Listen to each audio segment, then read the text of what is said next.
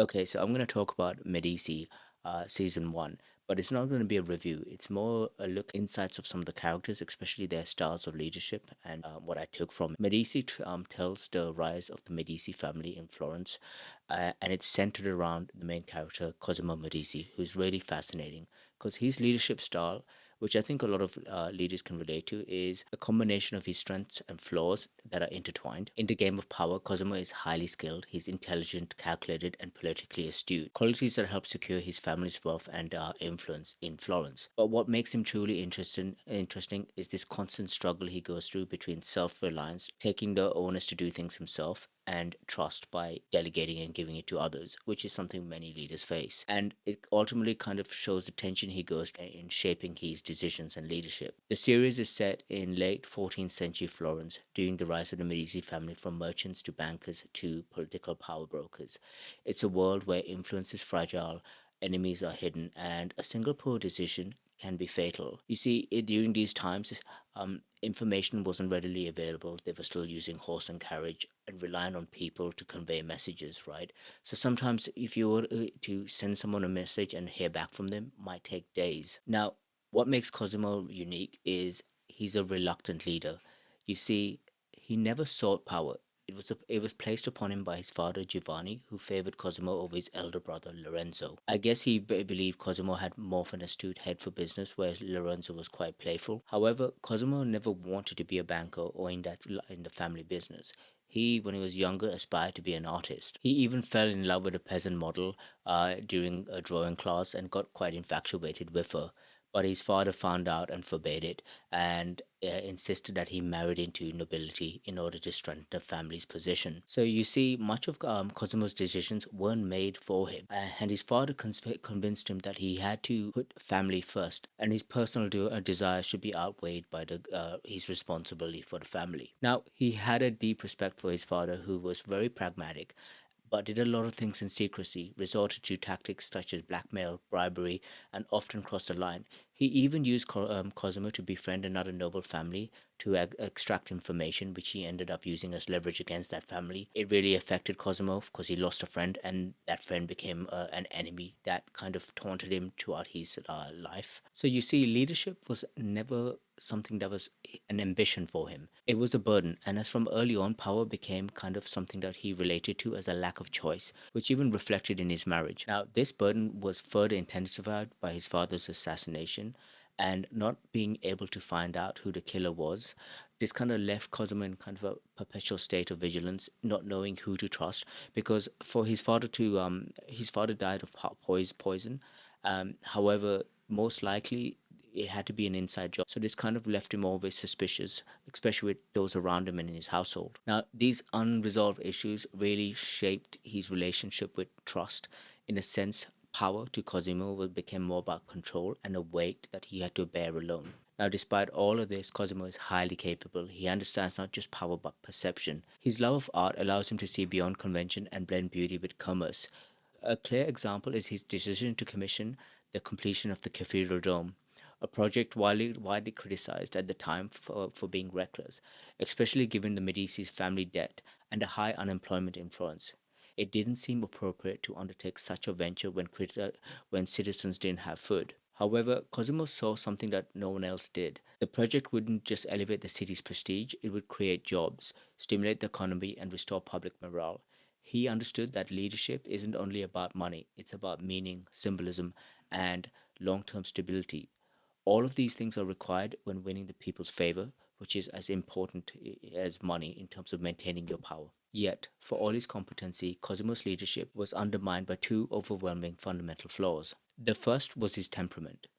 Although he appears calm, introverted, measured, and quite stoic, Cosimo is emotionally reactive beneath the surface.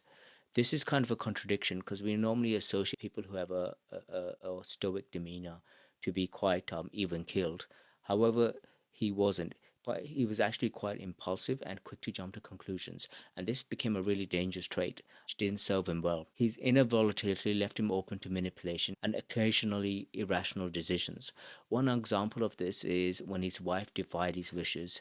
That actually ultimately saved his life. You see, he was down to be executed, yet she convinced Priori that they should exile him instead, and he was furious about it. He didn't actually forgive her for a long time, and during his exile, he went to live in Venice and forbade her to come with him. And what made it worse was he got into he had an affair, and his exile ended actually thanks to his wife because she managed to help bring him back. He came back with his mistress. He employed her as a servant. I think in that instance, pride overrided his good judgment. Now, the second and the most damaging flaw is his inability to trust those around him. Cosimo compartmentalized information, selectively sharing it, even with those closest to him.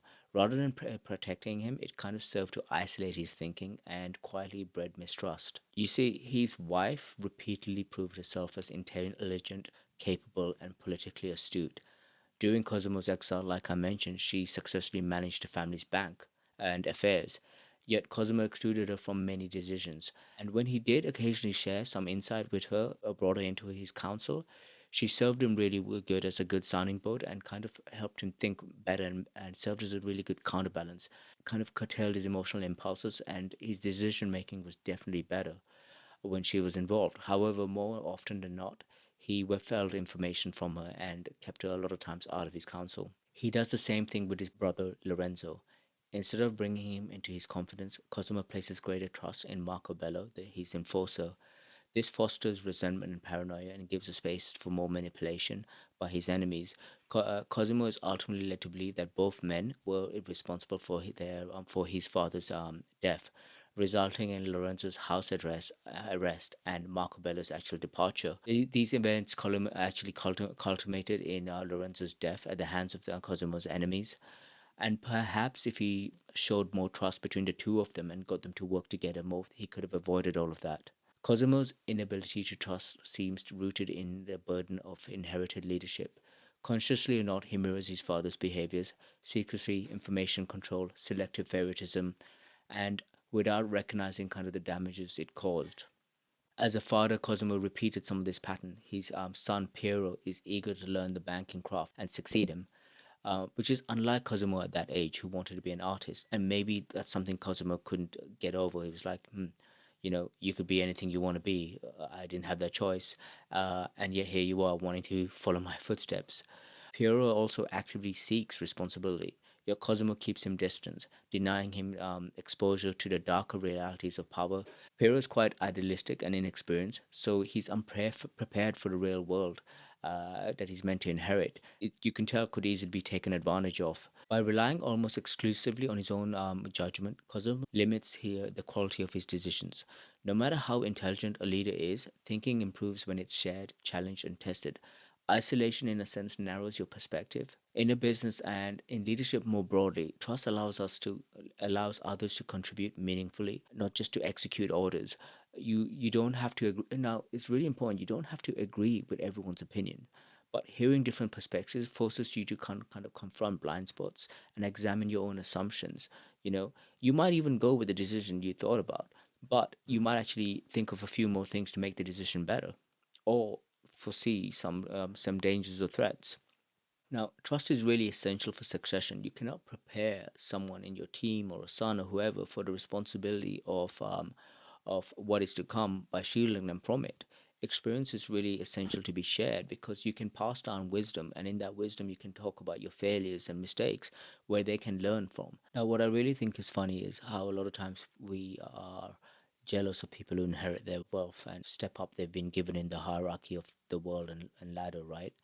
But a lot of people don't think about certain things, especially in those times, that it wasn't as easy. What happens if you didn't want to do what you wanted, your family business? What happens if you wanted to be an artist? You didn't want to be a banker. What happens if you wanted to marry for love and not marry due to political obligation to your family and furthering your family's influence? Sometimes we think to ourselves, there's, a lot of times we look at what we don't have and we think, oh, I wish I had that opportunity, but we don't also realize some of the burdens that come with opportunities, especially when it comes to inheritance or inherited wealth. Now, I think Cosimo's story shows how self reliance, when taken too far, becomes a limitation rather than a strength. The ability to trust and nature, trust amongst your inner circle will help improve your quality of decisions and get more work done, because you can then go on to other ventures and things while you trust those to get on with what they need to. I think that's the key and the beauty about delegation. It frees you up. So I guess this, in closing, this leaves a really interesting question worth reflecting on. At what point does self-reliance stop being a strength and start becoming a limitation?